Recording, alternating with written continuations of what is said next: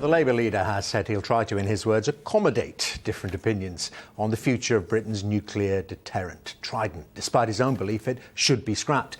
It's after a warning from one of the men Jeremy Corbyn sacked earlier this month that ditching support for Trident would be balmy. Well, I'm joined now by the new Shadow Defence Secretary, Emily Thornberry, and a very good morning to you. So you agree with Jeremy Corbyn about Trident.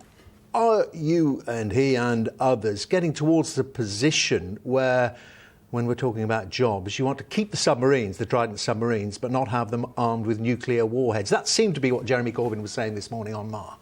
Oh, well, the first thing I would say, Dermot, is calm down. I'm pretty calm. The Defence Review was launched on Friday, and what we need to be able to do is we need to be able to look at... We need to start, first of all, with what are the threats. What are the current threats to us in Britain? Because our overwhelming priority is to make sure that Britain is safe. And so we need to make sure that we have policies that address 21st century threats, not necessarily 20th century threats. So let's begin with that and move from there. And actually, we will need to talk to a wide range of people, and we will need to be collecting in views. I've been struck by the generosity of people who have already been in touch with me and who've been giving me their views and wanting to speak to me and wanting to see me.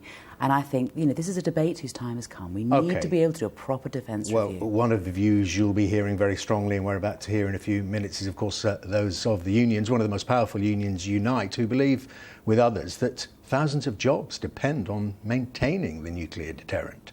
Yeah, we need to look at this. Of course it is, and it's a very serious consideration. I think that there's a debate around how many jobs are specifically attached to the renewal of Trident and how many have a wider capability. We have to look at whether or not we want to be able to keep a future capability, even if we were to decide to cut back on the number of submarines. Everything at the moment is on the table. But you could, that first point I made, you could get to the position where you keep the submarines. They're useful, but they don't have to have nuclear warheads on board. We go into this with, many of us have. I go into this being sceptical about renewing Trident. Everyone knows that. I'm not being dishonest about it, but I do go into it not being afraid to ask some serious questions, far-reaching questions, being brave about this, and actually looking at, let's try and make sure that we look at 21st century threats, let's try and find a solution for it, and let's try and find that collectively. It's going to be difficult, of course it's going to be difficult, but I have to say I relish the chance of being able to try to look at modern solutions. In the end, that's what we need to be. We need to not be afraid to be modernisers on this issue. I want to get back to the review process itself in a moment or two, but you mentioned 21st century threats, of course. Yes. One of the major ones we all know about is IS, ISIL, Islamic State. Do you feel that there should be lines of communication opened up to find out the true motivation and direction of IS? I think that even those of us who were against the action in Syria, now that the RAF are there, we give them our full support. But the solution has to be found through diplomatic channels. And so that's talking to them? So it means diplomatic channels. And so therefore there are the Vienna talks beginning, and we need to make sure, because in the end, if that doesn't succeed, then we won't find a solution. No, but with respect, IS isn't at the Vienna talks, of course. No. Do you think that some kind of channel should be opened to IS? Well, I think that if you look back at what happened in Northern Ireland, there weren't direct talks. But there were some forms of communication that were open. But in the end, I think that you have to have a political solution. It would be difficult to know what on earth it was that Daesh wanted and what on earth it would be. So as in you're drawing the parallels with Northern Ireland, through intermediaries?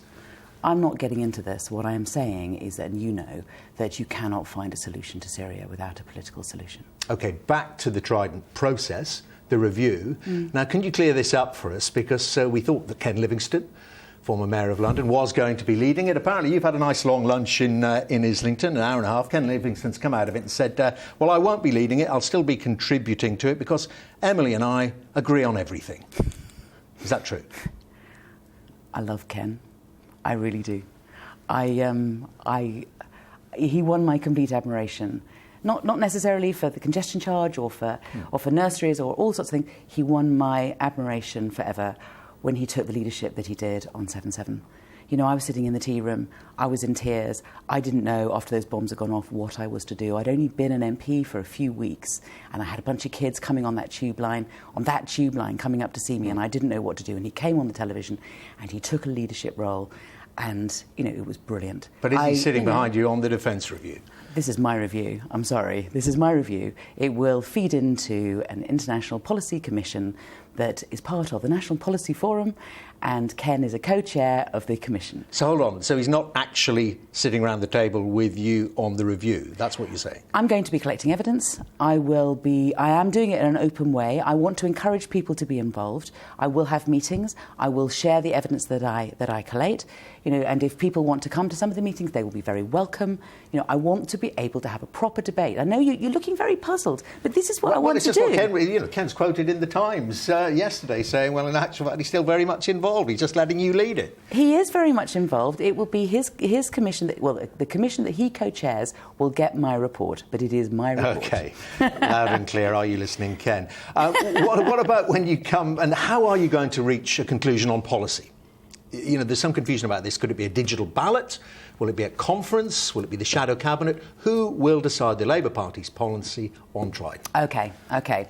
Now concentrate. So I do my report. It then feeds into the National Policy Forum. The National Policy Forum are the ones that will be looking at it and writing documents and perhaps potentially making recommendations to Labour Party conference. Labour Party conference, in the end, are the ones who make policy. Now, it may well be that, I really want to encourage Labour Party members to get onto the Labour Party website and to tell me what it is that they think. I want to have a level of engagement at a higher level than we've ever had before.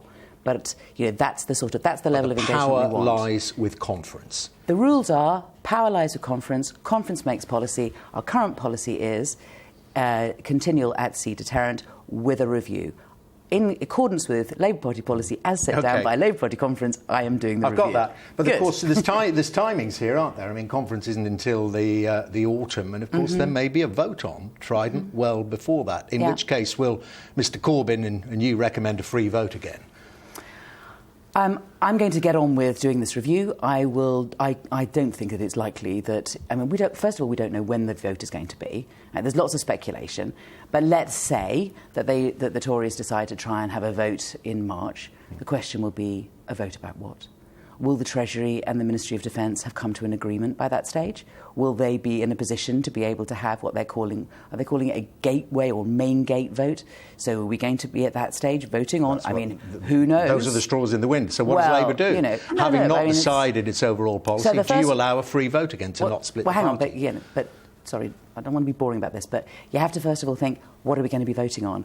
You know, is it going to be of anything of any substance? And if the review has not got to the stage, which it won't have done, whereby I can make recommendations to the National Policy Forum that will then feed into to conference, we will be in a state of having a review. So you would abstain then? Am I reading that correctly? Would you recommend abstention for all Labour MPs? No, I think that we would need to be, as I say, we'd need to have a look at the vote. We'd need to see what it is that they actually, if they are trying to make a decision or if they're just messing around.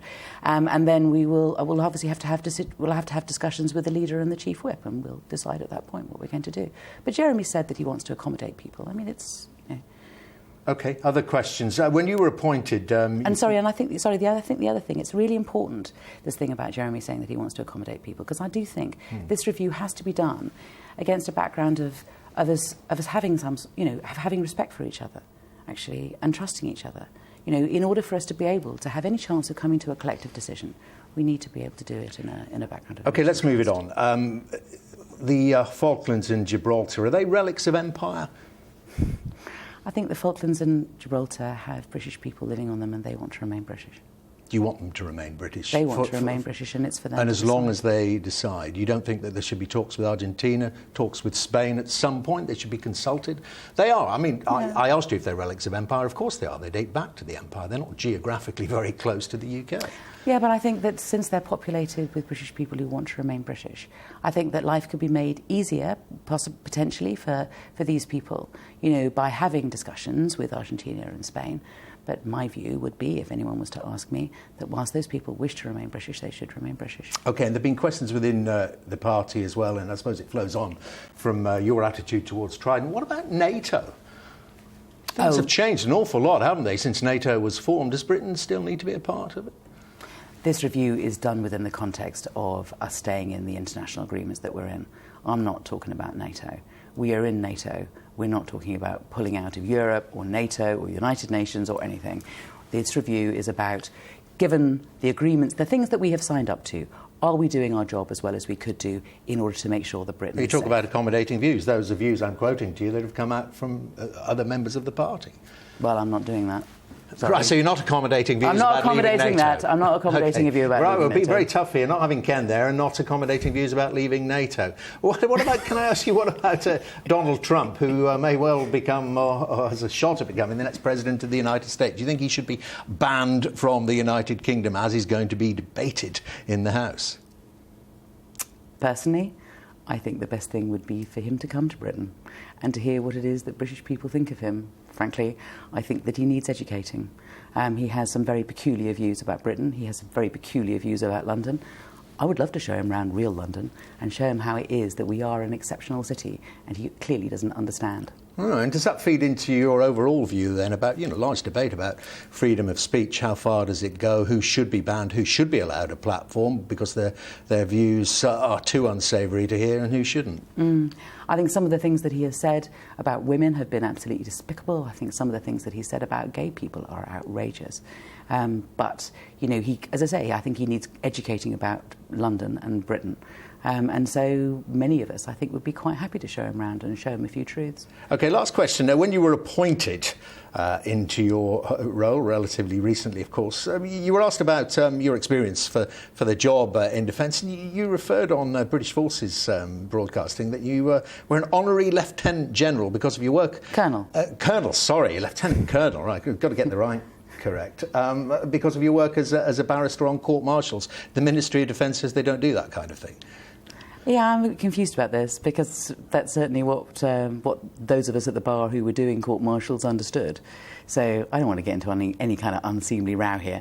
But as I understand it, that's what happened to me. When I went out and did court-martials, you would stay in the officers' mess. People needed to know what rank you were, because everybody seems to have a rank. And so we barristers were honorary lieutenant colonels. Oh, so was that to get the subsidised drink then in the officers' mess? That was the whole point, I think there's something to do with where you may stay within the... I don't really understand it. But where you stay within the officers' mess and various rules like that. Who knows? But I have to say that, all the experiences that I have had family who have been in the military and who currently serve in the military.